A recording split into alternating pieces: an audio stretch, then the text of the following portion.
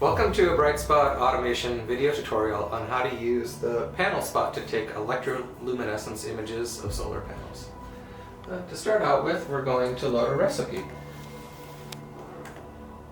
So I'm going to Settings, Load Recipe, and we're going to choose a 6-second JPEG recipe. And you can see now that the power supply conditions are set at 10 amps, 60 volts, and the camera settings 280 ISO, shutter of 6 seconds, and 2.8 f-stop. Let's go look at what the post-processing is set at. Right now we're set to just do two things, a histogram stretch and crop. Histogram stretch, we're set to do a double Gaussian histogram or contrast enhancement to going from 5.5 standard deviations to the left of the main peak and 4.5 to the right. In terms of cropping, we're going to be using Otsu's method today. And then let's go back to the capture screen, and we're going to then turn on the power supply and go start live view.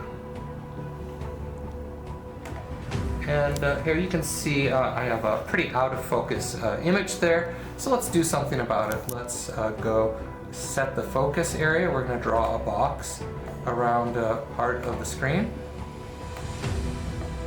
So a box like that, and just get autofocus.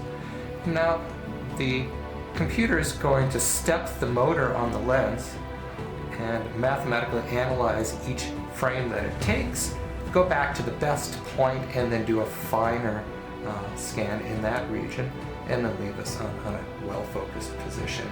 And when this number here stops changing, that's the step position of the motor, we'll know that we're done focusing.